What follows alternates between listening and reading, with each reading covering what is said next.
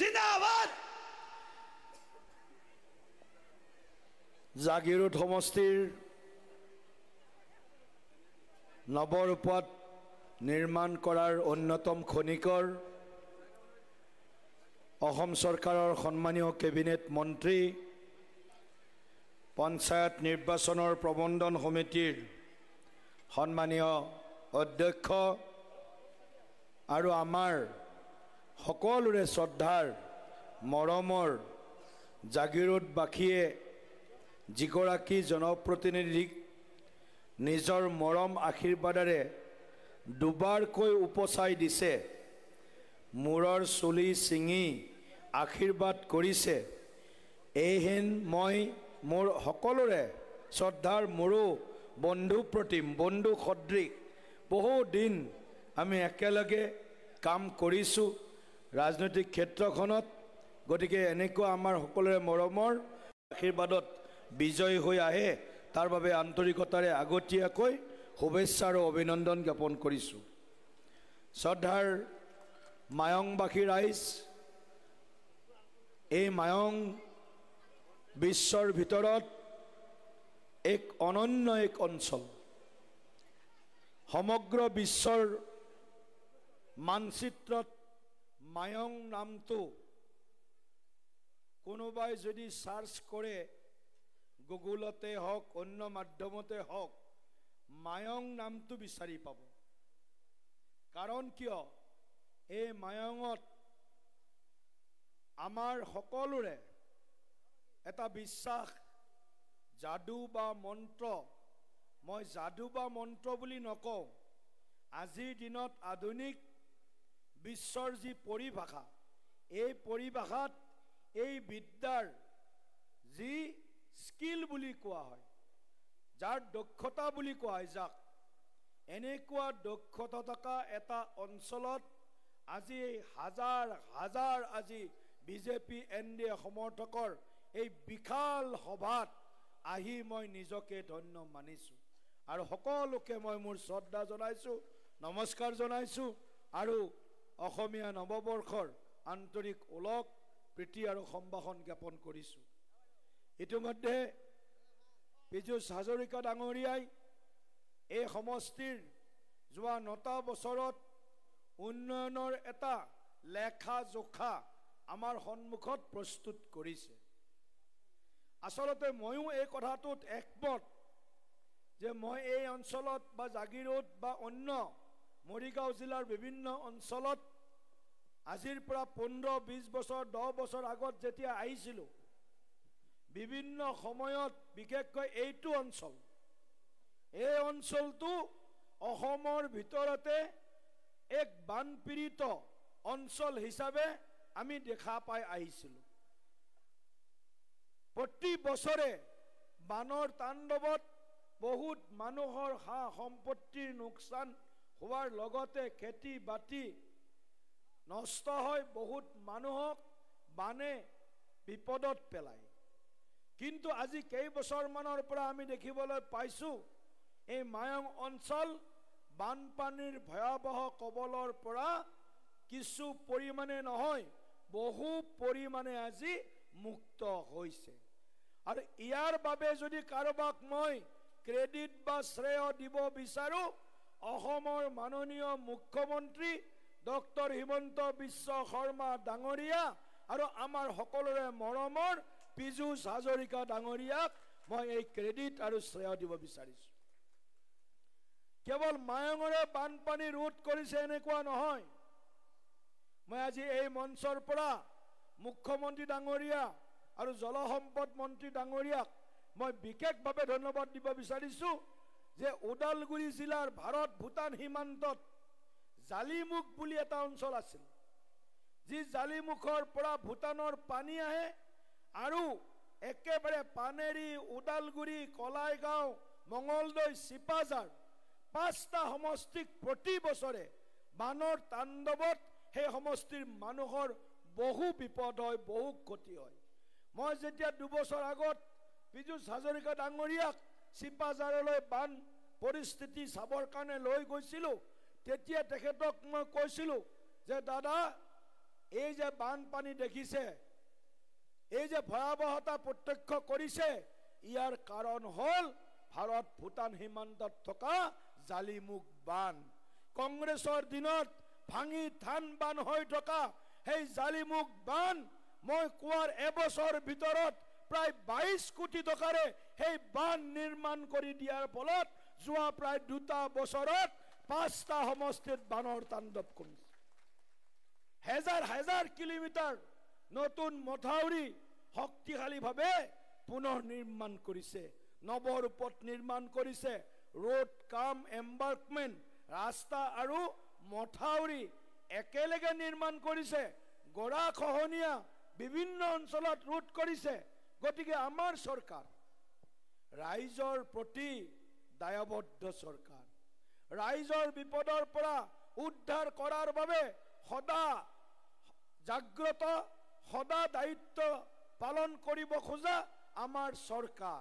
সেইকাৰণে এইবিলাক কাম আজি আমাৰ চকুৰ আগত দেখিবলৈ পাইছো। চৰ্দাৰ মায়ংবাসী ৰাইজ, এই পঞ্চায়ত নিৰ্বাচন সকলোৱে জানে যে ভাৰতবৰ্ষত 3 খলপীয়া শাসন ব্যৱস্থাৰ অন্যতম শাসন ব্যৱস্থা হৈছে পঞ্চায়তী ৰাজ।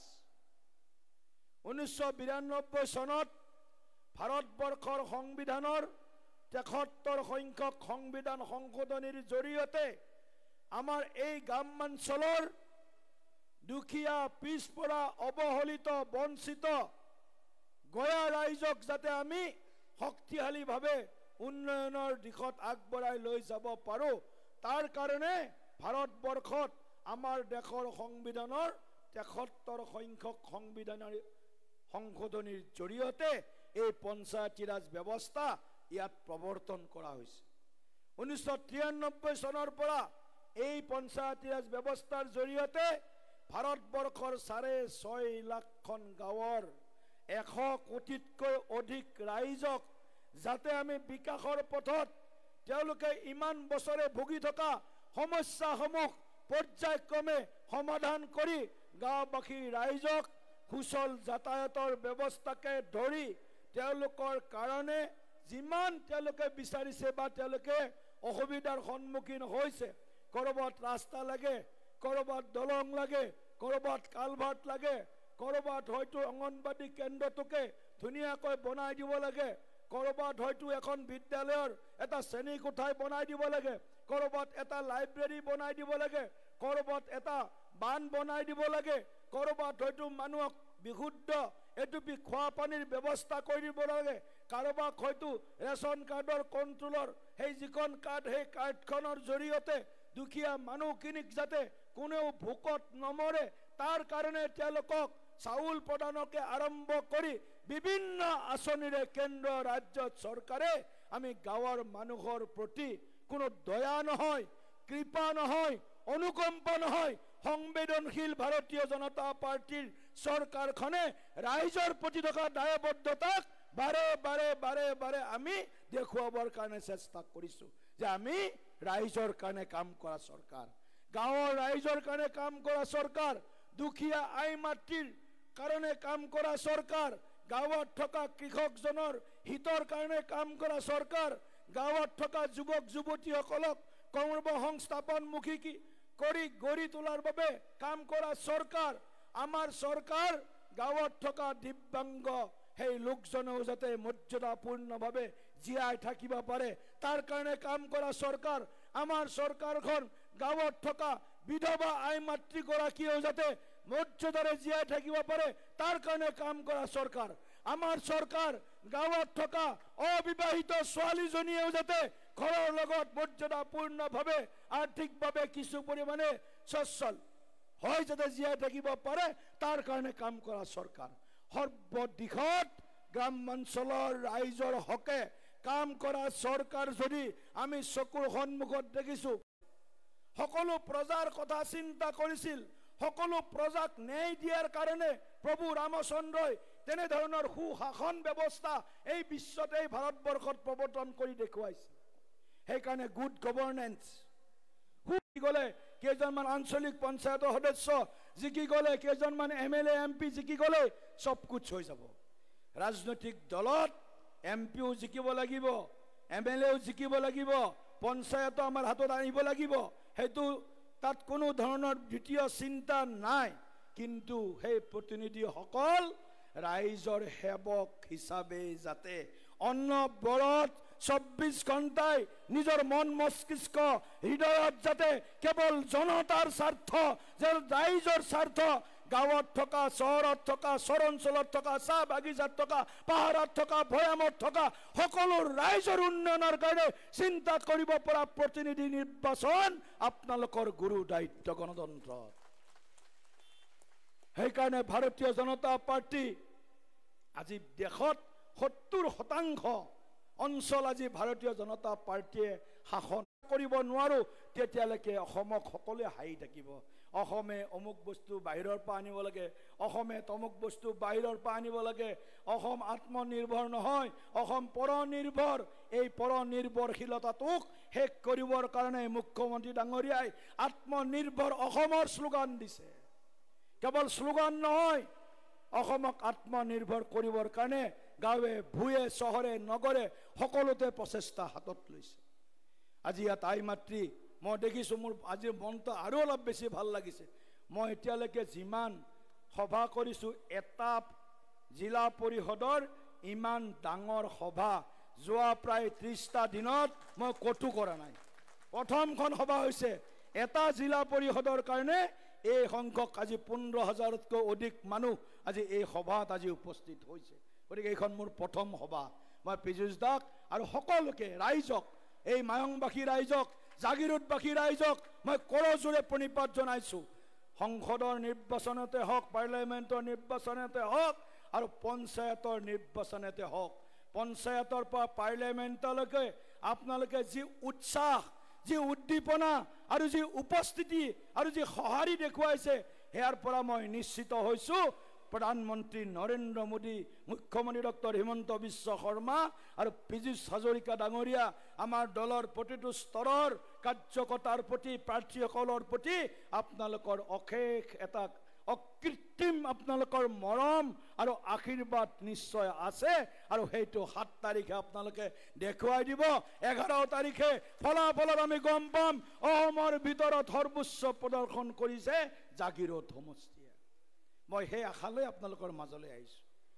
নিৰ্বাচনী ভাষণটো দিয়ে থাকোঁ, 2খন কাণ দিছে ভগৱানে, এখন কাণেৰে শুনে, আনখন কাণেৰে উলিয়াই দিয়ে, হয়নে নহয়? বহুতে উলিয়াই দিয়ে, বহুত মানুহ আছে ইয়াৰ পৰা ওলাই গ'লে পাহৰি যায়, কিন্তু পাহৰি নাযাব। কংগ্ৰেছৰ দিনৰ বহুত ধৰণৰ দুৰ্নীতি ভ্ৰষ্টাচাৰ আছিল।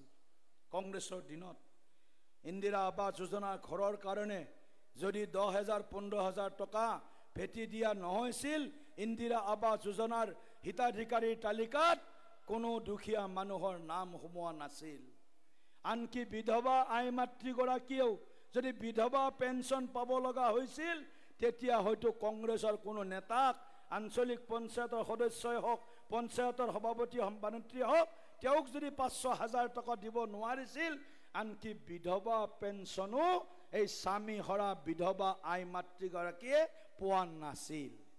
এইবিলাক কথা পাহৰি নাযাব। কংগ্ৰেছৰ দিনৰ দুৰাচাৰ, বেবিচাৰ, অত্যাচাৰ যিমান চলিছিল, এইবিলাক কোনেও পাহৰি নাযাব।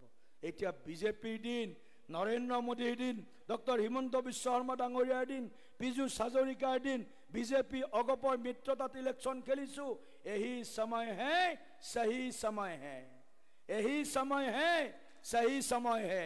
এয়াই সময়, ভাল সময়, এয়াই উপযুক্ত সময়। সিদ্ধান্ত আপোনালোকৰ।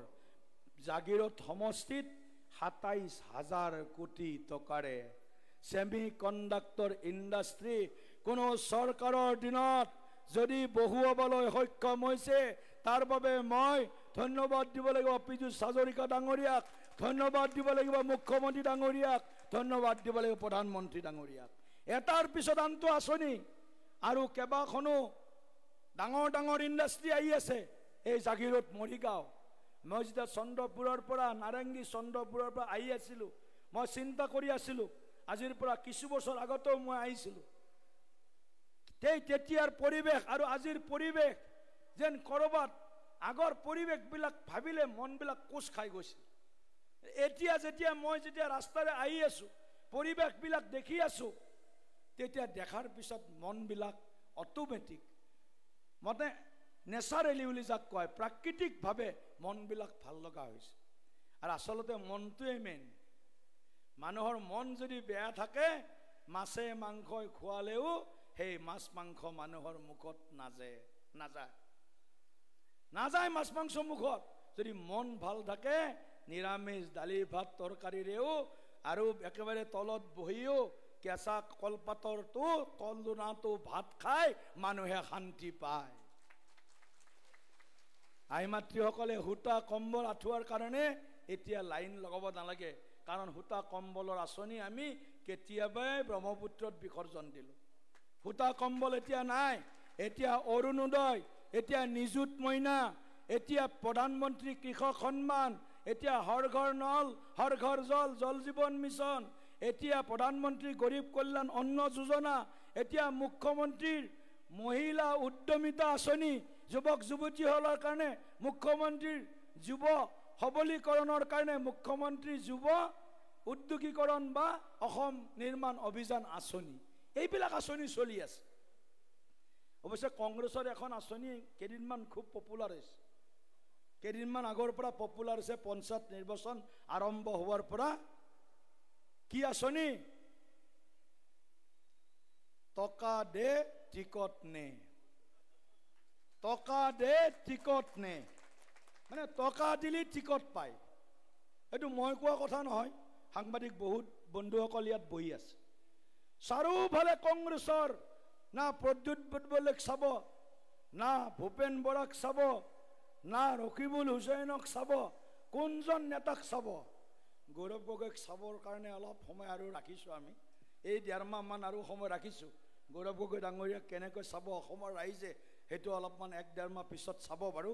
কিন্তু এইসকল নেতাই কেৱল মাত্ৰ তেওঁলোকে যি ধৰণে ব্যভিচাৰ কৰিছে, পঞ্চায়তৰ গাঁৱৰ এগৰাকী কংগ্ৰেছৰ কৰ্মীক এটা জিলা পৰিষদৰ টিকটৰ বাবে, এটা আঞ্চলিক পঞ্চায়তৰ কাউন্সিলৰৰ টিকটৰ বাবে তেওঁলোকে 2 লাখ, 5 লাখ, 10 লাখ, 15 লাখলৈকে তেওঁলোকে টিকট বিক্ৰী কৰি এই আঁচনিখন তেওঁলোকে খুব পপুলাৰ কৰি পেলাইছে কংগ্ৰেছে। কিন্তু আমি অহা হয়তো 20, 25, 30 বছৰ কংগ্ৰেছৰ কাৰণে আমি ৰাস্তা মুকলি কৰি নিদিওঁ।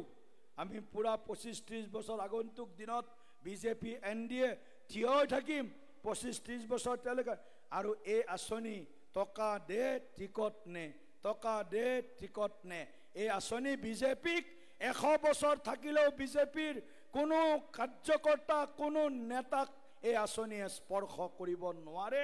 এই কথাটো আজি মুকলিভাৱে এই মঞ্চৰ পৰা আমি কৈছোঁ। আমি কাৰ্যকৰ্তাক টিকট দিছোঁ, আমাৰ দলৰ সমৰ্থক শুভাকাংক্ষীক টিকট দিছোঁ, মিত্ৰ দলক আমি টিকট দিছোঁ, একেলগে বহিছোঁ। হাতী আৰু পদুম একলগ হৈছোঁ। পদুম মানে হাতী, হাতী মানে পদুম, ফুলনি মানে বাগিচা, বাগিচা মানে ফুলনি। গানটো শুনি আছিল নহয়। এতিয়া আমাৰ ক'ৰবাত AGP আছে, ক'ৰবাত নাই।